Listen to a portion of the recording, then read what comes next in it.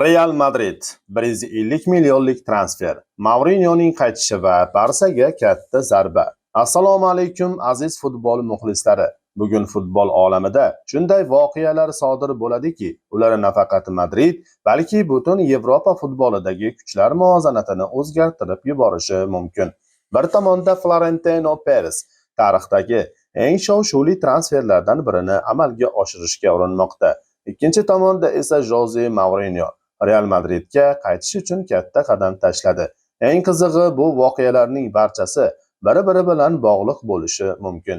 Videoni oxirigacha tomosha qiling. Chunki video oxirgi qismida sizni eng katta syurpriz kutmoqda. Lekin avval bir narsani aytib o'tmoqchimiz. Secretex kanalida qimor, bukmekerlik, totalizator va shunga o'xshash zararli loyihalar reklama qilinmaydi va kelajakda ham bo'lmaydi. Bizning maqsadimiz sizlarga faqat futbol va sport olamidagi eng qiziqarli yangiliklarni yetkazishdir. Agar siz ham shunday halol va sifatli kontentni qo'llab-quvvatlasangiz, videoga like bosishni va kanalga obuna bo'lishni unutmang. Endi esa boshladik.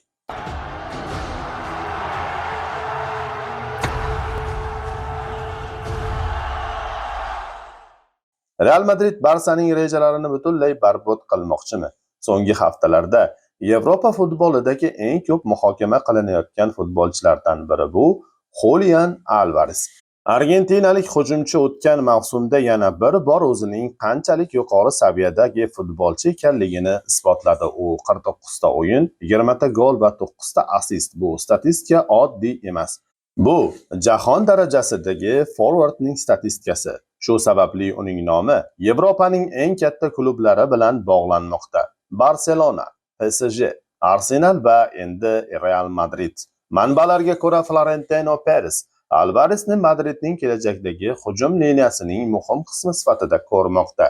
Eng qizig'i esa shundaki, Barselona ham futbolchini qo'lga kiritishni istayotgani haqida ma'lumotlar tarqalgan. Kataloniyaliklarning taxminan 100 million yevro to'lashga tayyor edi. Ammo Atletico bundan ko'proq pul talab qilmoqda. Aynan shu vaziyatda Real Madrid sahnaga chiqdi va hammani hayratda qoldirdi. Real Madrid 150 million yevro taklif qildi. Ha, siz noto'g'ri eshitmadingiz. 150 million yevro bu oddiy transfer taklifi emas. Bu futbol bozoriga yuborilgan kuchli signal.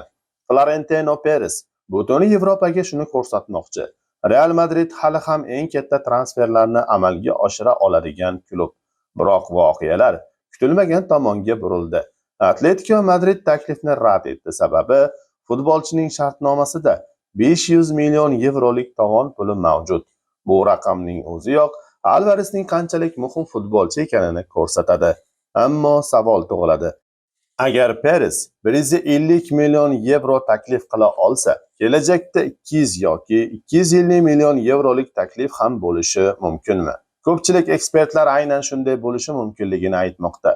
Agar transfer amalga oshsa, Mbappe va Alvarez tandemi Yevropadagi eng xavfli hujum chizig'iga aylanishi mumkin.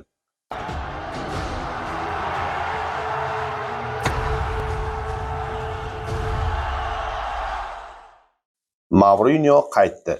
Endi esa videomizning ikkinchi bombasiga o'tamiz. Jose Mourinyo. Bu ismning o'zi futbol tarixida alohida o'rin egallaydi.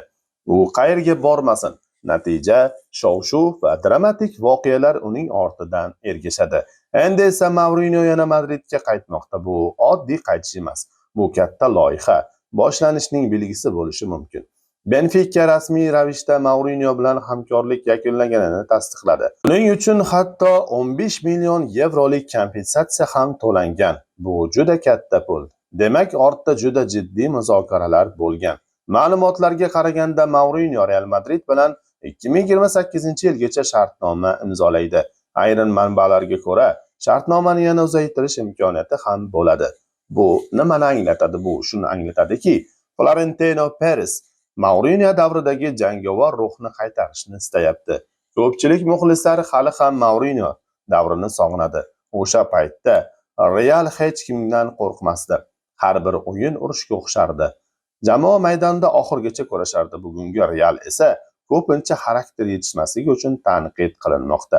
Mourinyo aynan mana shu muammoni hal qilishi mumkin.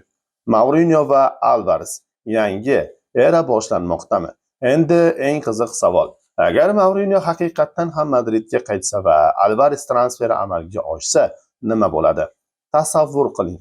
Darvozada Courtois, himoyada yangi transferlar, markazda Bellingham, hujumda Mbappe va oldidagi chiziqda Julian Alvares. Ularning ustida esa Mourinho boshqaruv olib bormoqda. Bu tarkib Chempionlar Ligasi favoritiga aylanishi mumkin.